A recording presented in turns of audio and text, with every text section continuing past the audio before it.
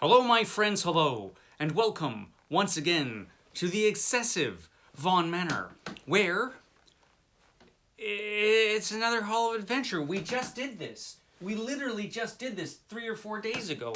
What? Yeah, I think it was 3 days ago. Didn't we? I'm starting to worry about you. All these books you're buying and bringing into the manor. Well, I think you might have a real problem. I think it's time for an intervention.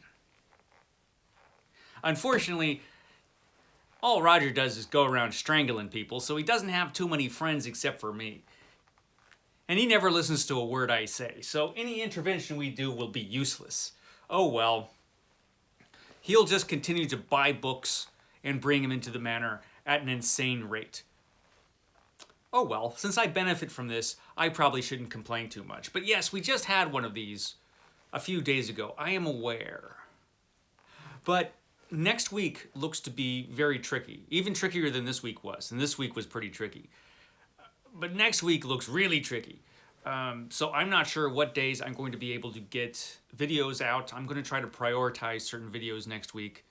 Robert E. Howard I didn't do this week, so I definitely need to do that next week. And I don't think I'm going to have a chance to do a Hall of Adventure next week. So, we'll just do it now, right? Yeah, Roger's up for it. He's always up for it. So, I did have a few things that came in since the last time I did this a few days ago. And this time I actually did get a comic book. So that made me happy. So I've got a few books and a comic book that have arrived at the manor. Thanks, Roger. And the comic book that I got is an interesting one because it's from an indie comic book in the 80s, from the 80s, and that would be this one. This is Grimjack by John Ostrander and Timothy Truman, which was published by First. Are there covers in this? I barely looked at this. Yes, First Comics, which was a short-lived comic book company which didn't last too long, but while they were around, they published Grimjack, which I haven't read since the 80s, which was Timothy Truman's, I think he was an interdimensional adventurer, mercenary type of character. So this is really cool. We get all this Timothy Truman art from the 80s, and it's really cool. This looks like a really cool book. And it's fairly long. Yeah, it's almost 400 pages long. The only thing I don't like about this book is that it's wee. You can't really tell, but it's smaller than a regular comic. So all the artwork is little. I'm used to reading regular sized or larger, oversized comics in omnibuses. So this is, it's the one thing I don't like, is that it's so small, dimension-wise. I'm sure they just did it to save paper. Oh well, at least I've got Grimjack, which I haven't read in forever. And so it'll be fun to revisit this character. So yeah, as far as comic books go, this is a pretty good one to get in. I'm happy about that. The next thing I got was pretty cool. And I got it as a gift from Troy Trade-Up, the world famous author of Protect Me from the Things I Think I Want. Troy Trade-Up. Also the author of The Forsaken Boy. I don't know that he's world famous, but he ought to be because he's awful good. And you should buy this book. This is Protect Me from the Things I Think I Want by Troy Trade-Up. It is Stories and Plays by Troy Trade-Up. So he decided to send me a book just because he thought it was really good, and he wanted my opinion on it, I guess. And that was kind of him, and so he sent me this book. This is by Trevanian, who I've never read. This poor fella, he only has one name. It's unfortunate. But Trevanian wrote this book, Incident at 20 Mile, which seems to be kind of a Western thriller type of thing. Not sure exactly what the plot is, but it sounds pretty good. Troy was impressed by this book and wanted to see what I thought of it, so I've got to squeeze it in somewhere. Maybe this month. I don't know that I'll have time this month, unfortunately, because I'm reading a book that is gigantic right now, and I'm going to read a Stephen King book after that. But we'll see. Maybe I'll slip it in. We'll see.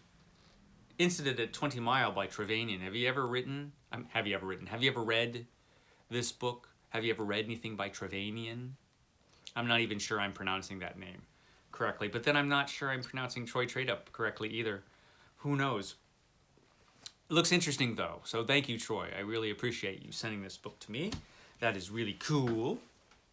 So, if you've been following Halls of Adventure, then you know that there is a local free library that until recently was very boring. But recently, a science fiction fan or somebody who has a bunch of old science fiction books lying around has been putting science fiction books in there a little at a time, which makes going to that little free library much more exciting. And I did, in fact, since the last Hall of Adventure a few days ago, get a couple new science fiction books. Well, they're not new. A couple science fiction books from that little free library, and one of them is from the same series that he's been seeding in there.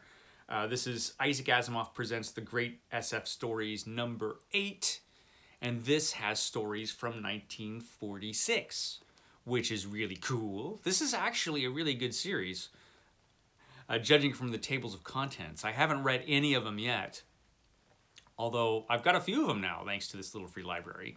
Maybe I'll get the whole series. Maybe every time one disappears, he'll put another one in. Works for me. What's in this one from 1946? Isaac Asimov chose these stories from 1946. We've got Memorial by Theodore Sturgeon, Loophole by Arthur C. Clarke. We've also got Rescue Party from Arthur C. Clarke. We've got Conqueror's Isle by Nelson S. Bond. Ooh, Lorelei of the Red Mist by Ray Bradbury and Leigh Brackett. I don't think I have another physical copy of that story, so that's pretty cool. We've got The Million Year Picnic by Ray Bradbury. That's a really good story. Evidence by Isaac Asimov. Absalom by Henry Kuttner. It's a lot of cool stories in here, so these are going to be a lot of fun to read when I finally get around to reading them. I have a few vintage science fiction books I need to get to. Just a few. Yeah, one or two. I'll get to this eventually. Now, I also got a book that I already had, but I liked this one better. It's in better shape, and it has a cover that I prefer. And this is one of my favorite Isaac Asimov books, and that is Isaac Asimov's The Naked Sun, which is one of the robot novels from Isaac Asimov. So that's pretty cool.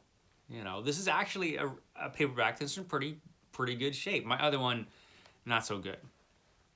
So yeah, I'm upgrading because it was, free. And maybe I'll unhaul my old one. I'll get right on that. I've got a lot of unhauling to do, which I've procrastinated about. It's much easier to just let Roger bring in new stuff than, get rid of old stuff. I've noticed that. I've noticed that it's easier to do that. So there is an event coming up in August called Garb-August, created by CriminOlly. You might have heard of it. The Garb Apocalypse is coming in August, where it's just going to be all garbagey books, all trashy books all month. It's a month dedicated to reading trash.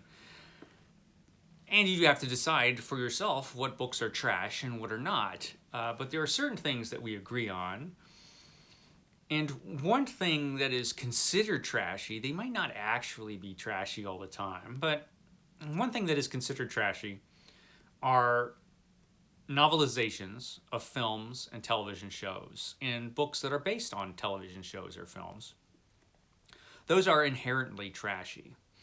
And I suppose that includes Star Trek, although Star Trek fans might disagree.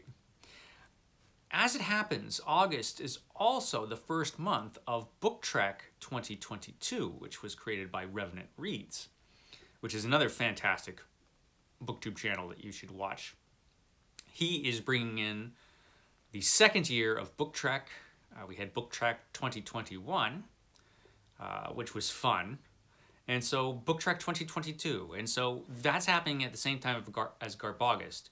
So I had to find something that worked for both. So I tried to find the trashiest looking Star Trek book I can get. And this one, I think, fits the bill for a couple of reasons. First of all, it's by Alan Dean Foster, who is a really good writer, but he's known as the king of novelizations. You know, he just writes tons of novelizations. Very often they're better than the films that they're based off of, like Krull, which is a masterpiece of a film, but the book was better. He made a great adaptation of Alien, although I wouldn't say it's better than the movie. He also did so many others. Clash of the Titans he did, which is probably better than the film, as much as I like that movie. Anyway, he wrote this Star Trek book, and to make it even trashier, it's based off the Star Trek cartoon series that was on for a while.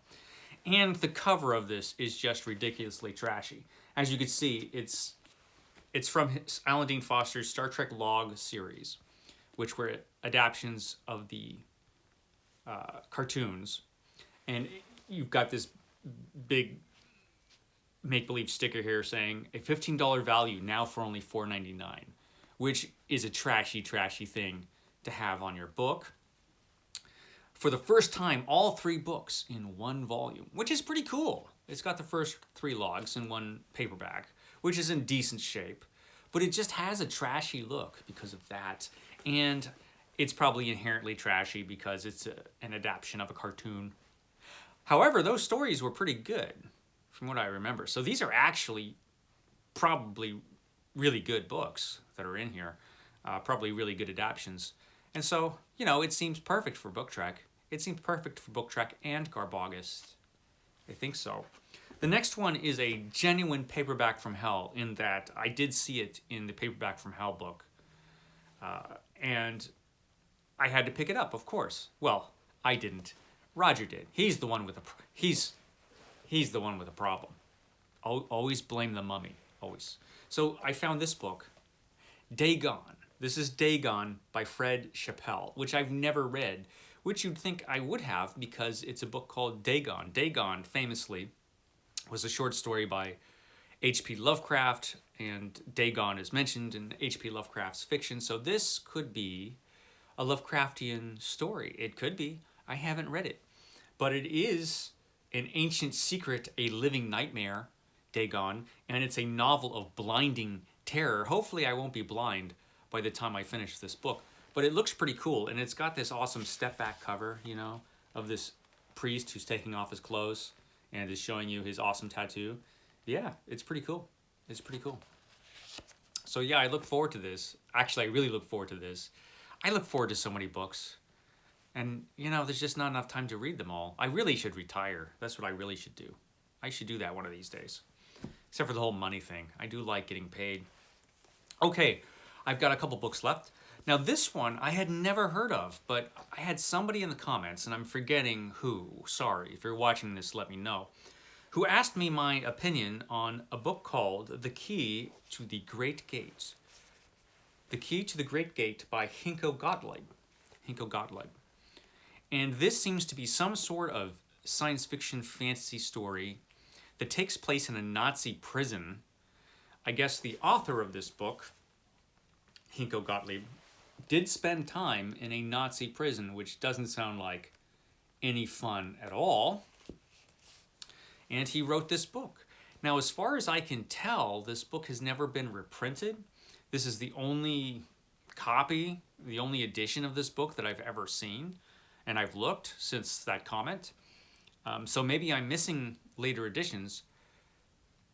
But I had to get this one because, you know, now I'm curious about this book, which I had never heard of.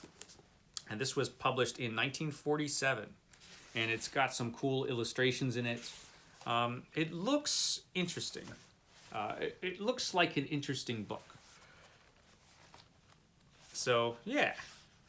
It's it should be an interesting read, this book that I've never heard of. Let me know if any of you are aware of further editions of this that I am not aware of. Or if you've read this, let me know what you think. So I usually save the last thing for the last thing, the best thing, the thing I like the most. And that would be this week something I was really happy to get. So I'm a huge Edgar Rice Burroughs fan. That's no secret. I love Edgar Rice Burroughs books. And I got this. This is Beyond the Farthest Star by Edgar Rice Burroughs, the restored edition. So apparently, when this novel was first published, it was published right at the start of World War II. And Edgar Rice Burroughs, who was always sort of glorified war in his work up to this point, if you read his Mars books and his other books, you'll see that a little bit. His opinion changed drastically when World War II hit. His feelings about war itself. He was a war correspondent, the oldest war correspondent in World War II, as far as I'm aware. And he saw some things that changed his mind about conflict and war, and he had a much darker view of it, which he put into this book. A little too dark for the time, because they were trying to get people to, go fight a war. So when this was published in magazine form, they did alter a lot. They took apparently whole sections out that were too gloomy. And as it was not a pro-war book, even after all the editing. It definitely had a darker view of armed conflict than his previous books did. And so all of that stuff was put back in. I guess there were a lot of editorial changes that were made to this story when it was published in magazine form. And then when it came out in the book form, as a book, they just took it right from the magazine. So the original version apparently has never been published until now, and this is published by Edgar Rice Burroughs Incorporated, a company that for years and years and years just did nothing. But now they seem to finally be publishing Edgar Rice Burroughs stuff. They've been reprinting all the Tarzan books in hardcover volumes, and apparently they're going to reprint everything from Edgar Rice Burroughs in hardcover volumes, which will be nice, including this one. The book itself it feels a little rubbery. The quality of the printing, they just use some print-on-demand printer apparently, and you can tell just from that, and the dust jacket doesn't fit exactly right, which you kind of get from hardcover print-on-demand outfits. But it's nice enough. It's certainly nice enough. And yeah, it's got a bunch of extra stuff in the back, which is cool. Apparently, this is the only Edgar Rice Burroughs edition that I've got. I don't have any of their Tarzan editions because I've got so many editions of Tarzan already. Although I might change that. I might get some of those. I definitely will probably get the ones when they finally publish the Mars series. But we'll see. We'll see. But I think they did a really nice job on this, all things considered, and it is my favorite book that I got. I can't even say this week because I just did this week. It's the favorite thing I've got in the last few days. Thank you, Roger, for your obsessive book buying problem. So, like I said, I don't know when I'll be back. I should probably be back at some point tomorrow, probably later than usual. I will be coming to you, hopefully, from the Rustic Vaughan Lodge, where I'll be spending a day or two, and then I'll be back here, and I will have an insane week ahead. So I don't know about how many videos I'll get up this upcoming week. I don't know what I'll get up. We'll see. We'll see. It's like that. But thank you for joining me once again for this extremely excessive little book haul. I appreciate your tolerance. I will catch you next time.